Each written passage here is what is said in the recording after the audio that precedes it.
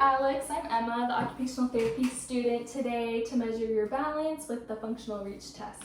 So a general explanation of what the test is about is I would have you stand by the wall here, and then I'd have you reach as far as you can without taking a step, standing. And this measures your balance because you would need to be able to keep your feet on the ground and then not stumble forward. And then also you can obviously stop this test at any time and communicate that with me. So do I have your permission to do this test with you? Yeah. Okay. Now, do you have any questions? No. Okay. So then also more of an explanation. This is a really highly valid and reliable test. So this means that it has been tested with a wide range of genders, ages, and different conditions. And then there has been an average that has been taken so that I can compare your scores with a lot of other individuals. So this really makes it pretty accurate so I can get a solid understanding of what your balance is. Okay. Okay. Now, do you have any questions about the test before I start to give you instructions about it? No. Okay. So I'm going to start getting set up here. So what is your age? 22. Okay, 22. And then what is your gender? Male. Okay. And then, so now I'm going to have you stand over here. So I'm just going to show you really quickly. I'll have you stand with your side right at this metal part right here. So it's lined up. And then an important part is just not touching the wall. Okay. Move the shoes out of the way for you. Okay, so can I have you scoot just a little bit forward? Okay, you're good. Now I'm gonna just take a baseline measurement of how basically long your arm is. So I'm gonna have you make a fist, and then with the arm closest to the wall, bring it all the way up until it's level with your shoulder. Okay, now I'm gonna scooch over here and get that measurement really quickly.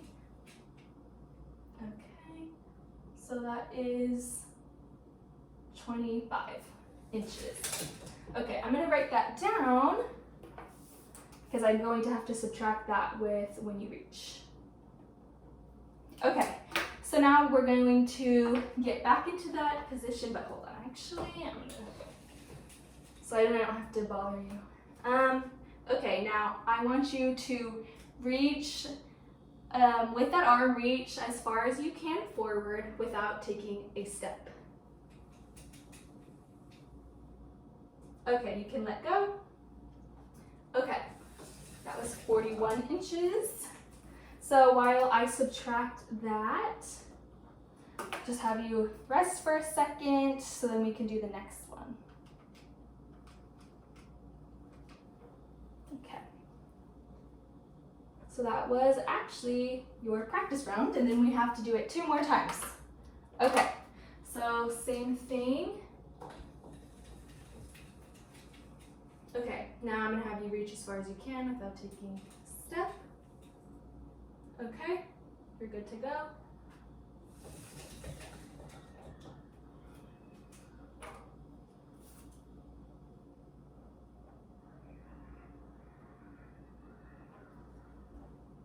Okay, now last one. Okay, go ahead. Okay, good. Let go.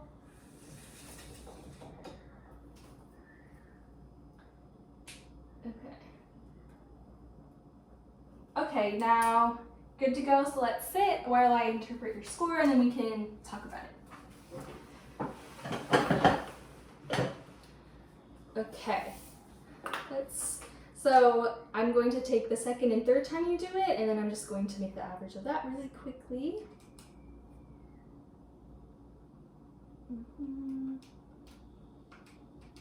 How are you feeling? Okay. Okay.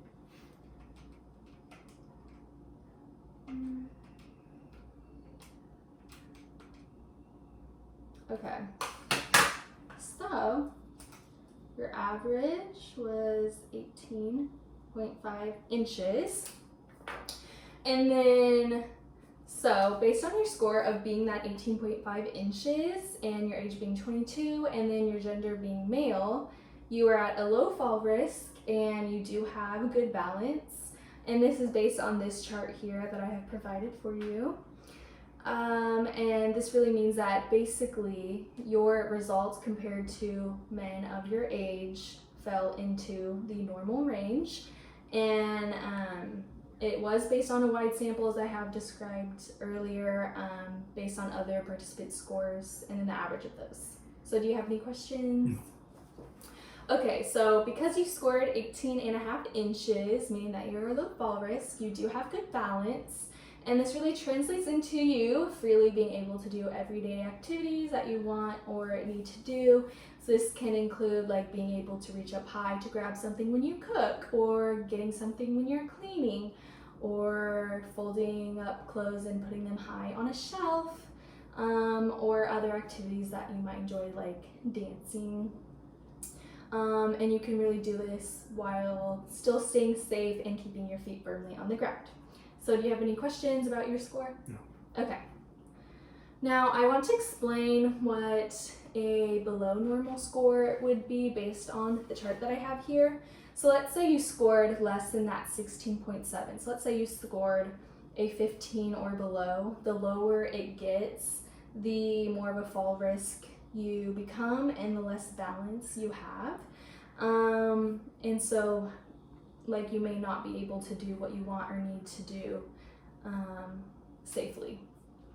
Now physically this could look like losing your balance and maybe even falling when you go to move around in the kitchen or going to get something high up on a shelf.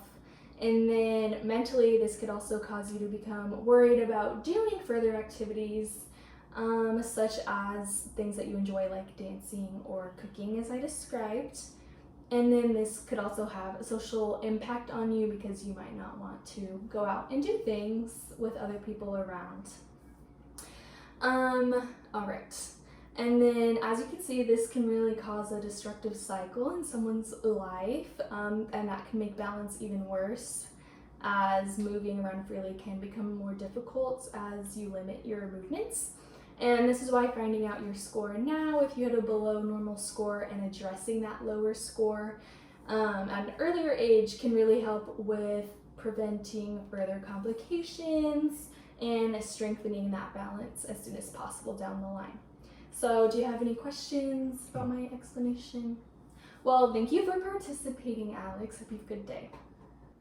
So from my explanation to Alex about the possible implications of having a low functional reach test score, which indicates reduced balance and increased risk for falls, I found an evidence-based intervention promoting mental health and increased dynamic balance, thus covering the biopsychosocial model. Now, this evidence-based intervention is yoga, which can directly improve balance from the results of the functional reach test. Yoga has 3 pillars: intentional breathing, meditation with mindfulness, and physical poses that challenge and stretch the body. Yoga aligns with occupational therapy interventions as it is holistic through having mental and physical health considerations, and it's also really adaptive to all individuals through having sitting versus standing positions and a variety of positions that are widely available for grading up or down. Yoga is also quite cost-effective due to free resources and no equipment needed. Now, from the yoga positions that I included in this slide, you can see the resemblance of what was done in the functional reach test. These particular poses could be utilized to improve reaching balance and stability as the individual progresses with their treatment, thus improving their functional independence in lots of occupations, such as cooking and dancing. Moreover, Green et al. In 2019 conducted a systematic review of yoga as a balance intervention for adults with neuromuscular conditions and older adults as well. The neuromuscular conditions included in this review include multiple sclerosis, traumatic brain injury, cerebrovascular accidents, dementia, and Parkinson's disease. In general, they found that there are both physical and mental health benefits when incorporating yoga, such as improved postural control, flexibility, relaxation, and stress. For improvements in fall risk, Green et al. Found moderate evidence for older adults, CVAs, dementia, and MS, with not enough studies being able to be reviewed for TBIs or Parkinson's disease to make a conclusion. However, the studies that were reviewed did show meaningful fall risk improvements for adults with TBIs and Parkinson's disease. Now, all of this evidence that was found in the systematic review has led me to really thinking about utilizing yoga throughout the lifespan as a way to preserve balance as we age so that we can do the things we want and need to do. And also, when balance is impaired, we can use that to restore that balance as well. Now, here are the references that I utilized for this project. So the first one is the systematic review that I utilized for that evidence-based practice for yoga. And the second one is what I utilized to make sure that I was following the standardized rules for the functional reach test. And then also it gave me the information for the scoring.